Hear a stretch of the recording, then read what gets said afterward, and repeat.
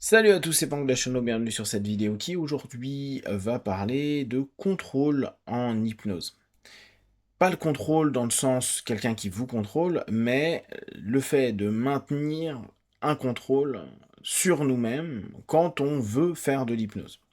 Je prends vraiment le cas des personnes qui souhaitent faire de l'hypnose et qui se retrouvent à être ultra contrôlantes, notamment parce qu'il y a de la peur, parce qu'il y a de la peur non pas de l'hypnose, mais du lâcher-prise, et du coup d'un ensemble d'éléments incertains qui pourraient être vécus, sensations, émotions, remontées diverses de mémoire, etc.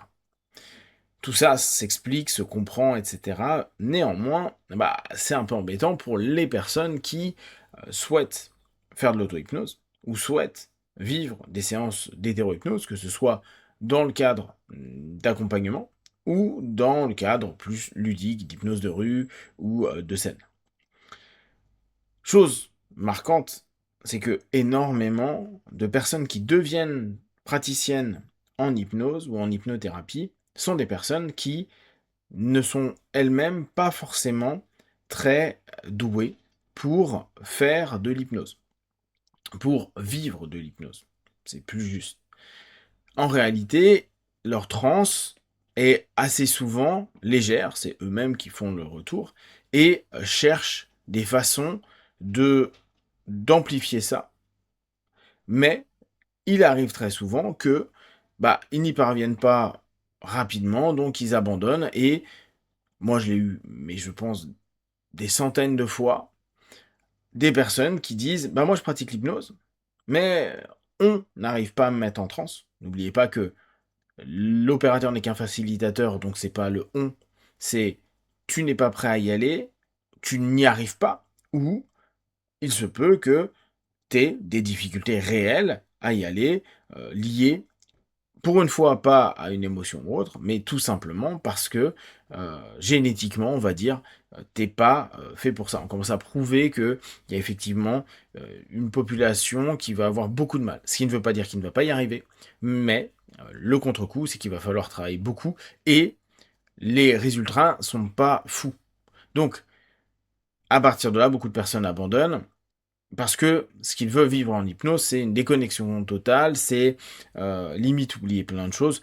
Tous les excès hypnotiques, tout ce qui peut être vu en hypnose de rue, en hypnose de scène, beaucoup de personnes se disent ah, j'aimerais le vivre de l'intérieur pour voir comment c'est, pour voir si moi ça marche sur moi, etc. Et comme je vous disais, beaucoup de personnes qui pratiquent l'hypnose ont surtout un problème de contrôle et rares sont ceux qui vraiment on n'y arrive pas. Quand je dis on, là, c'est vraiment opérateur et eux, où ça fonctionne pas. La grosse majorité, l'énorme, l'écrasante même majorité, moi, que j'ai pu avoir, il y a toujours quelque chose qui se passe. Une sensation, une émotion, quelque chose qui émerge, des éléments qui sont dits, des phénomènes hypnotiques inattendus, etc.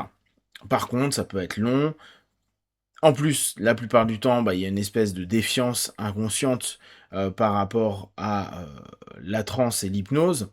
Donc, euh, même s'ils connaissent parfaitement les process, ils vont écouter à fond les process, mais ils vont pas se lâcher parce que derrière, comme je vous disais, il y a cet esprit très contrôlant et de grosses peurs. Quand Jerry Kine insistait sur le prétoc à dire faites attention, l'ennemi numéro un de l'hypnotiste, c'est la peur, on peut comprendre derrière ça, c'est la peur de perdre contrôle. C'est cette notion où, à un moment donné, les personnes qui sont en plus dans la connaissance de l'hypnose savent et ont vu ce qu'on peut vivre d'autres personnes, se disent j'aimerais vivre ça. Mais j'aimerais le vivre de la même façon que j'ai pu le voir. Et pas, j'aimerais vivre ça, mais je ne sais pas du tout si je le vivrais de la même façon. Cette différence, elle est essentielle. La plupart des hypnos qui vont guider d'autres personnes se disent ah, j'aimerais bien vivre une régression en vie antérieure, ah, j'aimerais bien vivre cet apaisement qui semblerait avoir. Seulement, c'est une possibilité parmi des millions, sachant qu'on ne sait pas du tout comment va se passer une transe. On ne sait pas du tout ce qui va émerger de la transe. On ne sait pas du tout si, au moment où, par exemple, on va faire un phénomène hypnotique simple comme les mains qui se réunissent, ça va être un moment ou un mouvement où la personne va complètement se déconnecter, se dissocier. Au contraire, s'hyper associer, où quelque chose va émerger, rien ne va émerger, les choses vont peut-être se coller, les choses étant les doigts, les mains, etc., ou une lourdeur, ou des éléments qu'ils n'ont pas prévus. Et beaucoup de personnes ont en fait cette notion de j'aimerais vivre quelque chose que je vois et donc que je peux de l'extérieur interpréter et avoir une sensation que c'est cette forme-là que je veux, donc contrôler ce qui va être vécu en hypnose. Or, il y a beaucoup de cas où on ne contrôle rien. Et que quand on lâche la transe, et je reprends des personnes qui, moi, m'avaient marqué, où on avait même l'impression que ça allait être impossible, la personne n'allait pas se lâcher, euh, au bout d'un moment, par saturation, il y a un phénomène qui se passe et je vois la personne partir. Mais partir comme peu de personnes, même très hypnotisables, partent. Avec, a posteriori, un ensemble de paroles, de mots, d'émotions, de choses qui sont ressorties, qui étaient extrêmement intenses. Et ça m'est pas arrivé une fois, ça m'est arrivé des dizaines de fois à ça. Donc, on se rend bien compte que à ce moment-là, la personne, même si elle est en attente, même si elle veut vivre quelque chose, elle veut le vivre dans sa logique à elle de contrôle. Quand on va leur dire, bon, c'est pas grave en hétérohypnose, peut-être que moi en tant qu'opérateur ça te dérange, ou tu as trop d'attentes par rapport à ce que X ou Y opérateur te propose, travaille en auto-hypnose. Et là, il y a, oui, mais non, j'y arrive pas.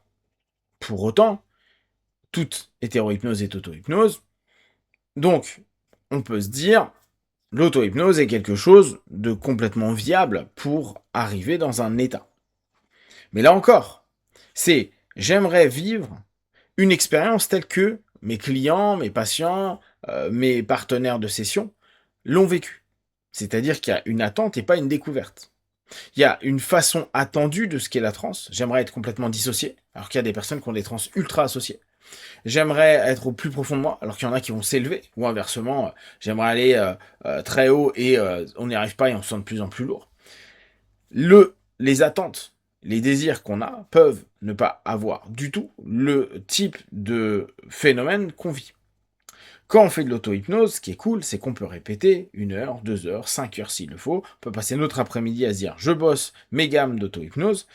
Je vous assure qu'à un moment ou à un autre, il va se passer quelque chose.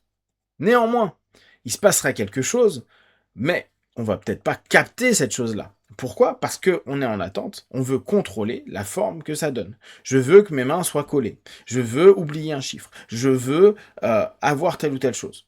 Mais là, c'est de l'hyper-contrôle, c'est pas potentiellement quelque chose qui peut se lâcher au travers, par exemple, l'oubli ou le collage d'un jeu, d'un rapport, d'un lien, d'un moment qui se vit entre l'opérateur et le sujet à ce moment-là.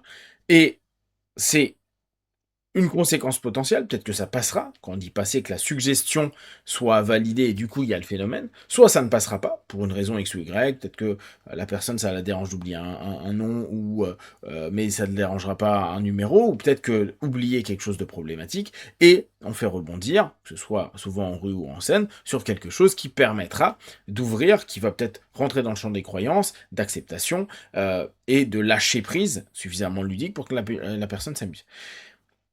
À partir du moment où on est dans un hyper-contrôle, c'est complexe pour la personne de vivre quelque chose. Et c'est frustrant pour elle, parce qu'elle va dire non mais j'ai envie, et je fais tout pour.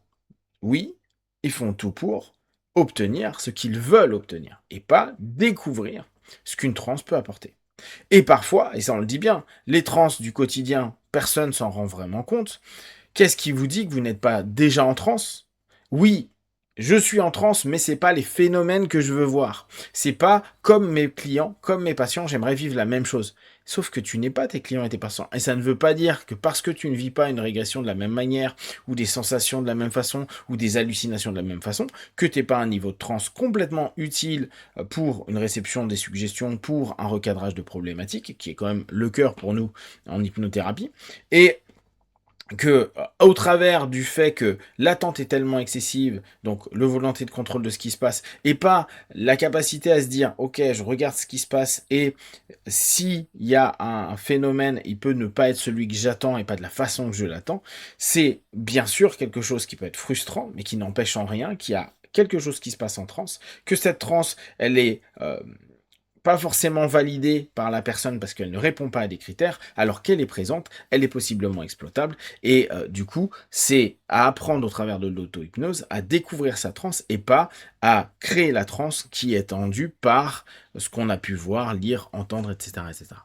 Si vous avez des questions, des remarques, n'hésitez pas et comme d'habitude, de tout ce que je propose ne prenez que ce qui est bon et juste pour vous. Testez, observez, analysez, concluez et puis one, ciao.